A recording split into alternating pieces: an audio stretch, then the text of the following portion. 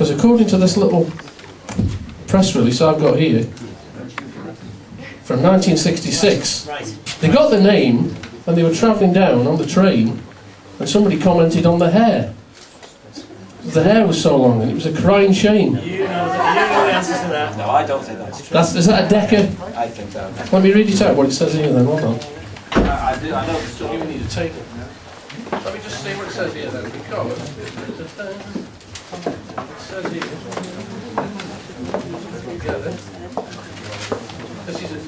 This is a Decca press release. 6 boys, schooled in pop music as only Liverpool knows how, came together midway through 1965 to form the Cryin Shames. Now their first record has been issued by Decca, a truly meaningful rendering of Burt Bacharach's Please Stay. It was while the boys were on a train to London for the recording that their name was coined for them.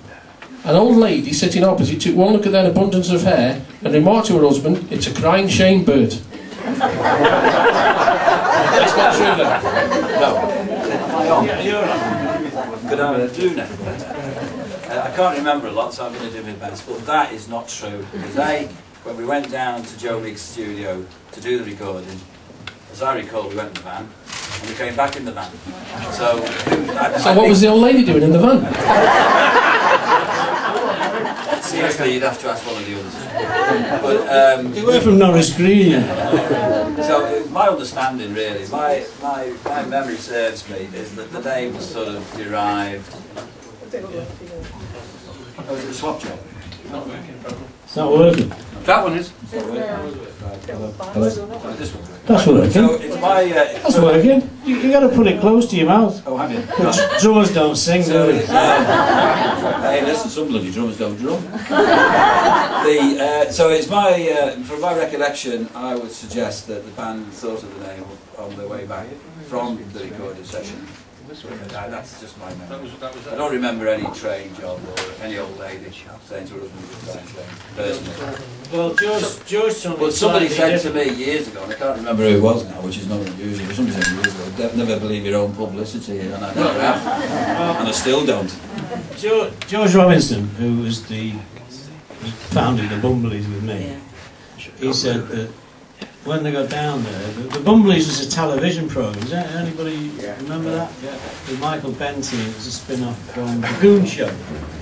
And I think there's people in the Decca company who were worried that there was a copyright issue. And he said, we thought of the name in about 10 minutes, so that's George Robinson's story. Right. Before they stamped the disc. That's like, I think that's like to have more truth to it.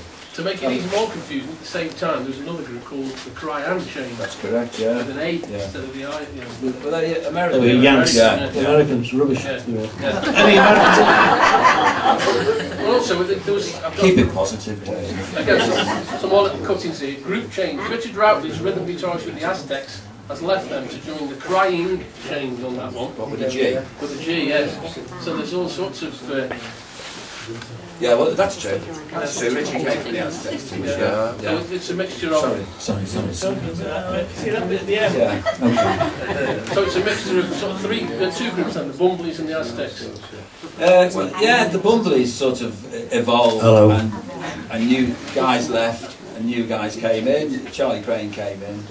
You know, he was the lead singer of the Cryin Shames along with Joey Need, who was an original Bumblie, or as original as you get.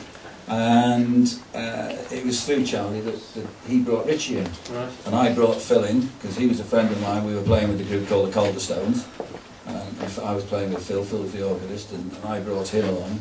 So that's really how the eventual, the lineup came together at the end. And according to that, again, there's a little cookie here. It didn't seem as though it was straightforward when you released the first single. Release date and label for the Cryin Shames' first single has been changed. The single is now set for Decca release and top promotion on February the 18th. So were you going to go with another? I mean, it's obviously Joe Meek, so it's independent producer. Joe did it, yeah. And then he'd sell it out and then to... talk it round to whoever wanted it. Nobody wanted it except Decca. So it's always going to be on Decca. Yeah. So, right, so that's another one that's wrong. But it also, these are great because... I think Decca were buying anything, weren't they? Well, because they turned the Beatles down.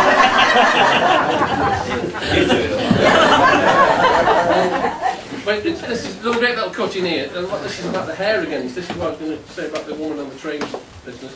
In preparation for the national launch next month, new stage outfits are being designed by the Through the Looking Glass boutique and hairstyles by Vincent and Roger. Nice boys. They are believed to be the first British group to have their presentation designed in this way. Immediate dates include the Cavern, 21st, so this must have been February or January, February 66. If you say so. Yeah. But Yeah. if it says so, yeah. About then. Yeah. Plaza, Oswald Street, 22nd. Lowlands and Cavern, 23rd. Litherland Town Hall, 27th. Hey, did you ever go to the Lowlands? What a cool that was. You got fans from it. So just at the time you were doing the record was coming out, you've got a great little bunch of little dates there. Yeah, well, that gear about the stage suits and the hair thing was all true, that. And it was done through the Looking Glass. Yeah. Hacking Head, just off Dale Street. Yeah. Madras check they were. Jesus, they were like pyjamas. They were There's no truth in the room you're stolen to Billy Smart. and everybody had a different. That was that's Pass that around so that you don't have a laugh. That's a still photograph. We did scene at 6:30 in the new suits. That's right. That was one of these. And they were dreadful because everybody had a different colour. But mine was mustard. Is it that good? Not Black and white telly as well. And I'm really a blue person, and I've always been a blue person, so mustard you had, mustard you got. But that was true. And then we went into that hairdresser that you mentioned, and we were on, there was another topical programme at Granada in the North, something like that. It might have been seen at 6:30 again, I don't know. And we were in there getting our hair done. Yeah, that's right, yeah. Yeah. So that when the single came it's all out, interesting. Everybody's riveted. What a load of bloody old rubbish. I mean, well, when the single came out, you made two cracking little films for the A and the B side down in London, walking along the River Thames. oh yeah, by the BP plate. Yeah. Where did they come from? Because it sounds American. They were done for an American television station. So, in point of fact, I mean, I've only been doing this again because of him. He said to me 2 years ago, come back and do it again. And I haven't picked up a set of drumsticks in 44 years, and he said, I'll make you a millionaire.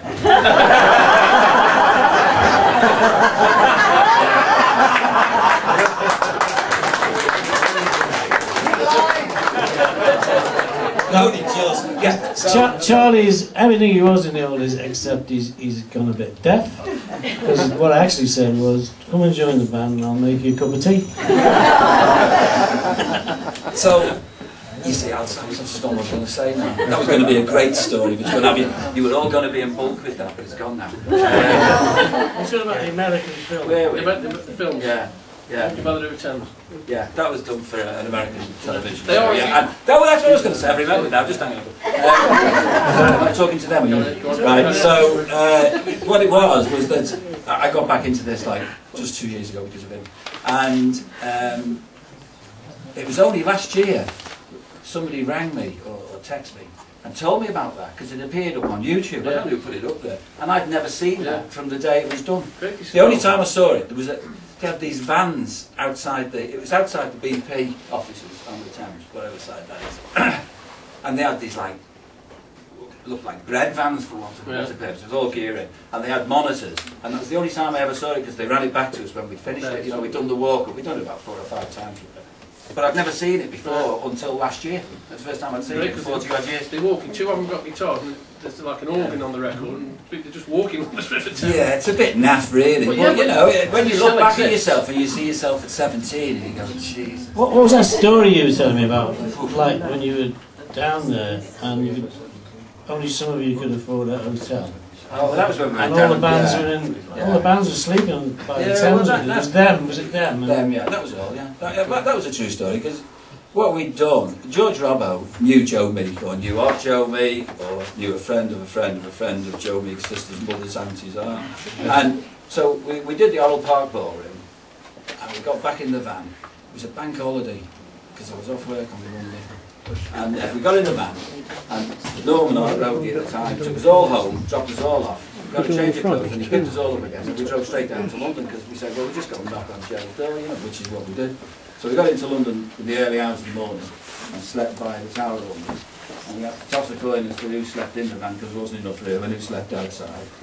And obviously, that's when we went to agree with them because they were doing pretty much the same thing in the same place, yeah.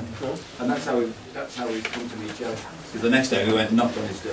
Was he as slapdash and haphazard as they seem to make out? No, I never thought he was slapdash. I mean, he played for the other team, but he was very demanding in what he wanted. He knew what he wanted, and he was extremely demanding. There's also a little story, I'm trying to find it which one it's on here, but about when they locked Charlie in the vocal booth to sing. He'd had a bad cold and he didn't think he could do the vocal. And when they opened the vocal booth, he was crying or something. Is that right? I've heard that story too. I don't know. Pass. Pass. Can you do pass on this plane? The big shot, you know, Mick's studio was like his kitchen. Yeah. Well, while Charlie Cryin was singing, he was actually in the toilet, whilst Charlie was in the hall. That's right. Yeah, it was quite a mad arrangement, really. Yeah. The reason I said slapdash, a friend of mine, he used to know Lord Such, and Lord Such was once recording down there, and there was tapes all over the place.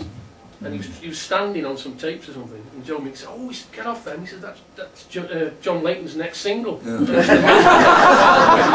I don't recollect it being like that. I mean, we were in just a room, and the lads just had the guitars. He had all the amplification.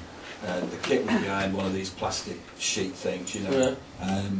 And then there was another room to the side, and then I had all these huge reel-to-reel tape recorders, for want of a better word. Joe's own place was top floor. Yeah. And down beneath us was the infamous leather shop. Yes, yeah. With the lady who Joe ultimately murdered, didn't he?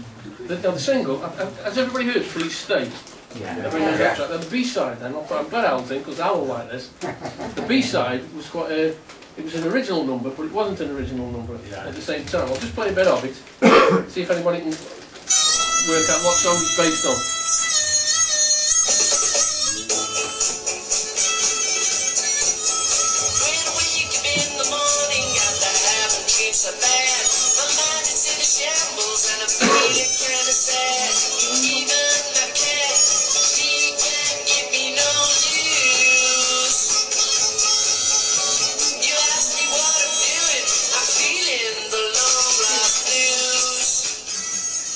Anybody know?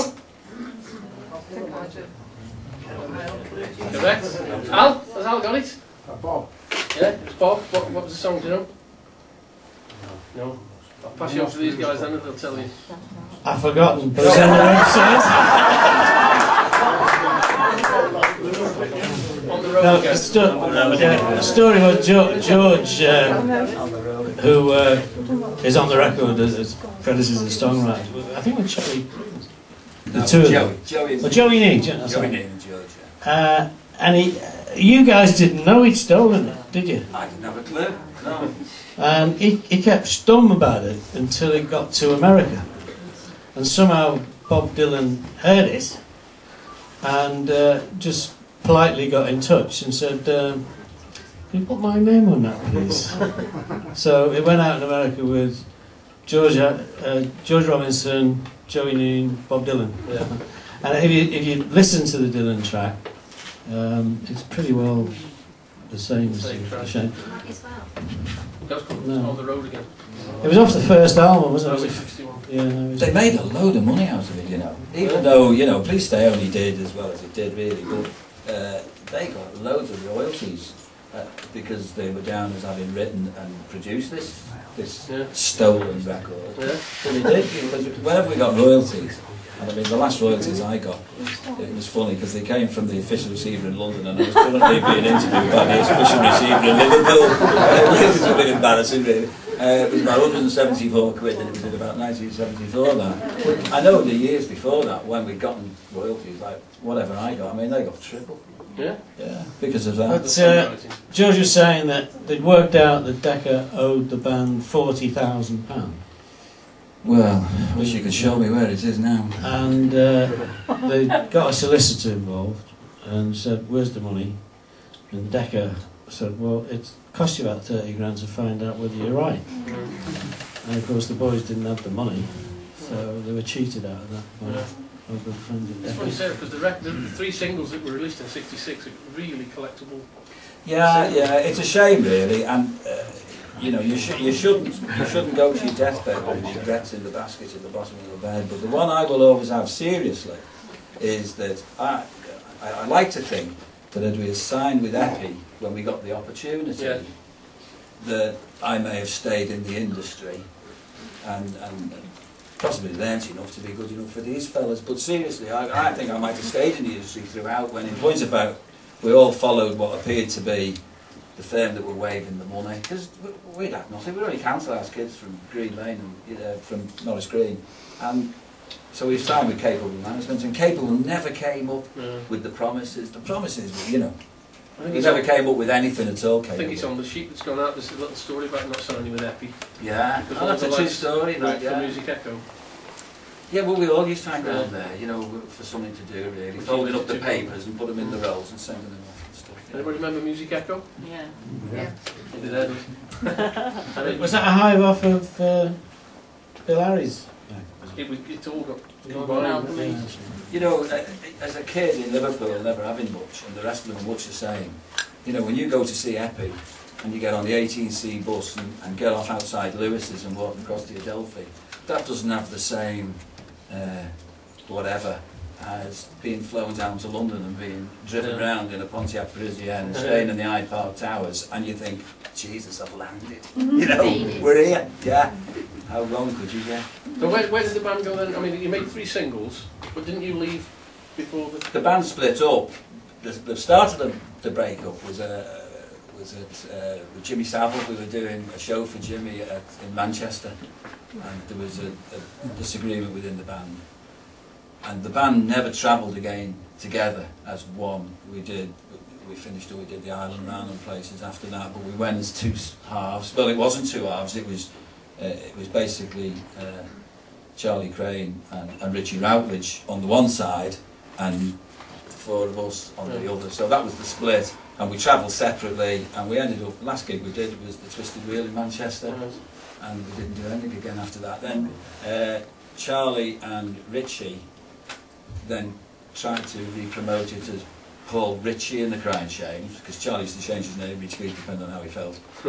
So they became Paul Ritchie and the Cryin Shames with some backing lads, and they did. They brought out September in the Rain. Yes. So I didn't drum on September in the Rain, but when I got a copy, because you've got to have a copy of it, when I played the B-side, that was me. So they'd actually robbed that from, that had actually been recorded previously with Joe Meek and used as their B, because you know your own, you know how you play yourself, don't you? You know what you do. And as soon as I heard it, I thought, that's my drumming on that. So that come on back. That's the one, yeah. £200 single. Is it?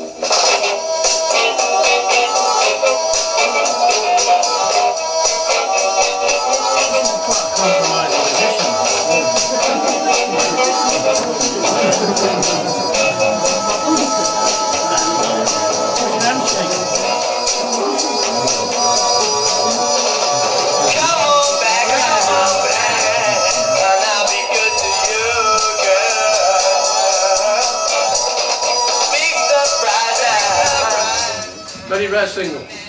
No, I didn't get a bean from that. No, I'm still waiting. I'll check the postbox every morning. You're aware they've just discovered some more tracks? Yeah. Some of them have gone up on the internet. Yeah. Like, you know, outtakes and stuff like that. Well, there's supposedly tracks in the famous Joe Meek T-chest tapes. That's where they come from. Yeah. Yeah, and talking to a guy from the Joe Meek Appreciation Society, he says there's a whole chest full of them. Yeah. So I think they'll be more, slipping out. Yeah. Nobody knows. When Joe's studio was clear, they just threw everything into skips and T-chests and everything, and a lot of the tapes ended up, and they're now called T-chest tapes. Nobody knows what's on them, and they've gradually been trying to go through them and log what's on them. So you made an album, didn't you? Well, we were in the process of doing an album. Right. When with Joe? Yeah, and we'd been down numerous times, done stuff and gone away and come back and done some more stuff. So I mean, I don't know what it was now, I can't remember, but they were working towards bringing out, in those days, an LP. Yeah. We also found a very rare live performance of the band in France. Oh yeah. Sorry? Want to use it? Have you got it? Both of them. Yeah. Do you want it? This is August '66. Yeah. This disappeared.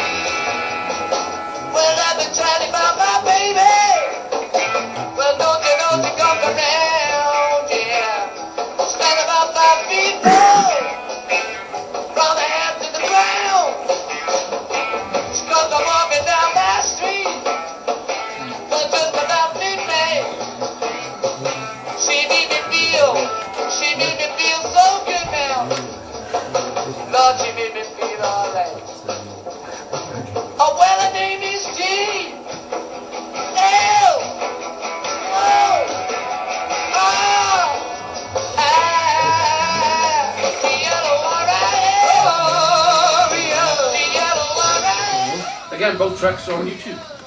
And on the website. They're on the website, as well, yeah. Yeah. Which, and the quality is remarkably good. So it was quite fine. It is. And I think we've had, since we put it up, which is only a couple of 3 months ago, we've got 8,000 views so far. So it's really Must mention the website because there's two we must mention, isn't there? Yeah. CryinShames.com CryinShames.com. and Liverpool Beat. Right, liverpoolbeat.com is. Which we have mentioned before. Yeah, it's a website that's just focusing on the whole history of Liverpool music from the end of the 50s to today. So it goes off so many tangents, so many links off the Liverpool Beat one. Yeah. It's amazing stories. If you want to lose a week, you know. That's true. There's 300 videos on it. Yeah, the videos, live clips from back in the 60s right the way up to today. Yeah. Bands today, all performing live, stories, everything. But I've got a question for you. I've got a quiz question for you. What is the connection between the Beatles and the Bumblies? The Beatles and the Bumblies. Go on, I'll let you tell me. No. Has anybody any idea? What the game would be?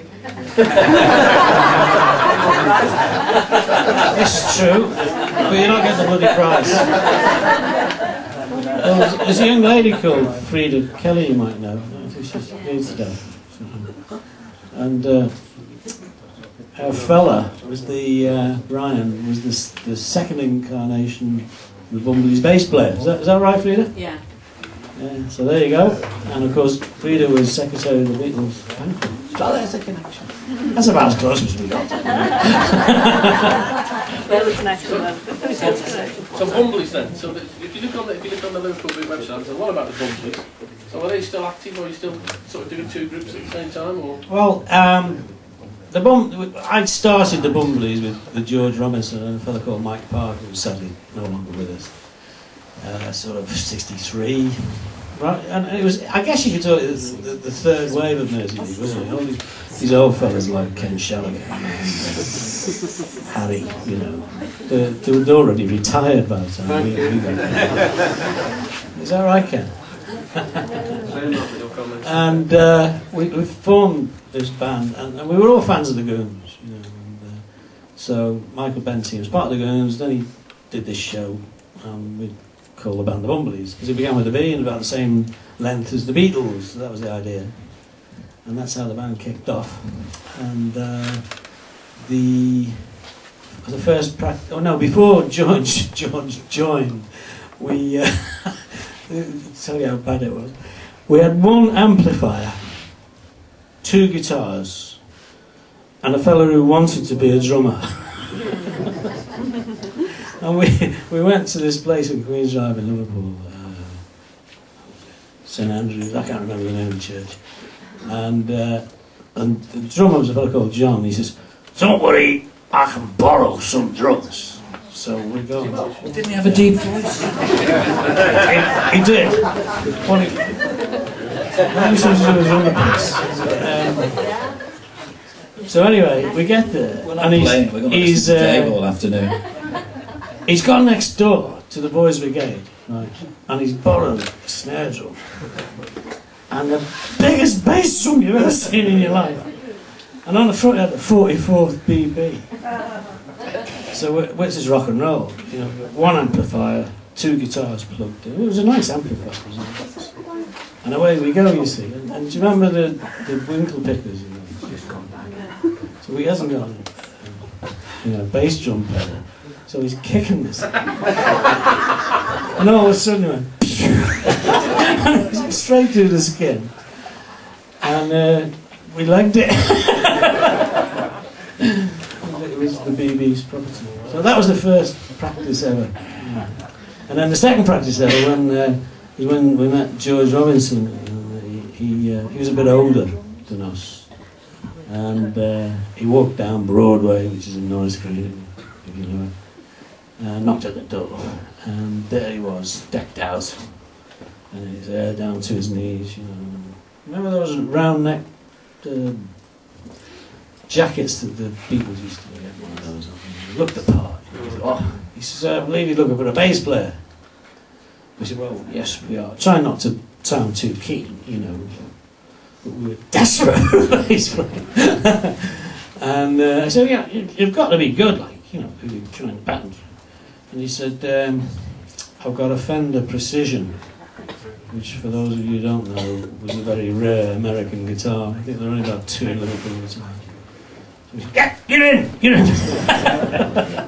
I was a bit the same when you joined, was it? You had the Premier kit, wasn't it? I didn't have a Fender. No. They're difficult drummers, aren't they? Anyway, I had a nice set of Premier, yeah, and they just took one look at them and put me in the front. Nobody wanted to know whether I could play it or not. They still don't. Now, talking of the Liverpool big website, according to that, it says today you're going to launch the new Cryin Shames EP, is that correct? Does it say today? It's a spelling mistake. Well, yeah, kind of. We've been in the studio, we recorded 4 tracks so far. So we released them as an EP, which is really just a taster for the album, which we hope to have out in May. This is all towards my and the 4 tracks that are on the EP we will be playing today. There you go. Questions? Harry? There's a museum, was down in Liverpool, the Liverpool Life Museum, and there was a guy there, one of the, you know, the guys that show you around, the tour guide. And he got behind it, I don't know if you know this guy, but he's only a small fella, and he got behind the kit that when you go in it's got Ringo on the front of it. And he went round the kit and everything, and he told us he was the drummer with the Bumblies. And I just can't remember the guy. Jimmy it was, Harry. Was it Jimmy? Jimmy someone. Does that ring a bell with you? Well, the problem you've got is there's a lot of people in Liverpool who were in the Bumblies and in the Cryin Shames, and I don't want to insult any of them. They might all have been, but maybe not. No, it's just that, you know, when he went round the kits and I thought, well, he wasn't there long anyway, was he? You know, I didn't think he'd be with you that long. Because the band only had, to my knowledge, 2 drummers, 3 drummers, 3 drummers most. There was another chair. I don't know if that was a chair. Well, I was in the when I joined the Bumblies, I was in the Bumblies right through to the end of the Cryin Shames, you know, so to speak. The Cryin Shames as they were that did the record. So there was no other drummers in that period of time. But then when Charlie and Richie kicked off on their own, obviously they had a drummer at that stage. So there will have been drummers after me for as long as whatever. It's just taking the name really. I think where the confusion arises is when the boys went off on their own, they were sort of trying to get musicians from wherever. So there might have been quite a few guys who played just a couple of gigs. I think it's one of the few bands that's had about 150 members. Years ago, you know, I went out to the school for my kids. You know, one of these wine and cheeses. We've gone with all the parents there, and I sat at this table. And then these kids are playing in a rock and roll band, and they were great, you know, but they were only kids, and they were really good, and I was applauding them, and we need the kids to go forward. And then this young lad stands up and says, I'm now going to do the song that I made as a record da-da-da-da. And I thought to myself, it was only about bleeding 3. He's a kid there, like he's just out of short pants shirt that he recorded with the Cryin Shames. And everybody's going, go and tell him, go and tell him. And I said, what's the point, you know, leave him. The best one of the lot is we were down at Merseyside. That's gone off. Has it gone off? Oh, Yeah, you're okay. You're back on now. I'm back on. Somebody in the meeting. We were down at Merseyside, which is the kids' charity, rock and roll charity. And we're queuing up at the bar for a drink. And I was at the front of the queue, and Charlie was at the front of the queue, and I was about 2 places behind him. And there was this guy behind saying, of course, I was the drummer for the Bumblies. So I turned around and looked at him. And it was the same fellow. This is the same fellow. He's working in the Life Museum in Liverpool. Do you know what? I could actually sit on his knee and he could work me. I said, oh, Jesus! Oh, that's my prostate gone. So anyway, oh yeah, that's gone off, hasn't it? And he must know when I'm going to swear. And I said, drummer of the Bumblies? He went, yeah. I said, meet the drummer of the Bumblies. And I've never seen anybody run away so quick. I legged it as fast as I could. No, Anybody else got any more questions? I've got a question then. Did you do any tours? Yeah, I think so.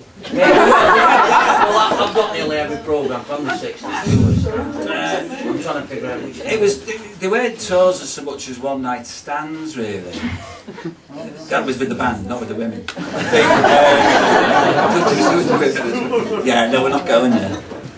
She's sick in bed, God love her. What we would have a whole month's itinerary. They'd give us a month of where we were going from place to place. But not major tours? Oh no, take us right up the East Coast. And then what we'd do, they'd pluck us out and put us on to somebody else's tour. So like, we were with Roy Orbison for a short spell. I mean, one of the places we did ABC Wigan with Roy Orbison, and then I don't know where we went on to after that. And we would close the first half of the show, and Roy would close the second half, and then we went on to do Martha Reeves and the Vandellas and Lou Christie and a Small Face. And we would pick up Dusty Springfield and we would pick up sort of, they'd say, right, Saturday or Friday you're into Slough and you played at the ABC Slough such and such, and then you'd stay with that crowd maybe for a week or 2, and then next thing you'd be playing down in Canterbury in a... One of the problems, I think, really stemmed from the management, because, you know, they took us on and then really didn't expose the band. That's But today, you're going to have a chance to see what they sound like, because we're having a bit of a break now. Yeah, a bit of a break, we're going to set the gear up. Okay. And we're going to have the Bumblies Cryin Shames extravaganza Thank you. live on this stage. So let's take a big hand for these men.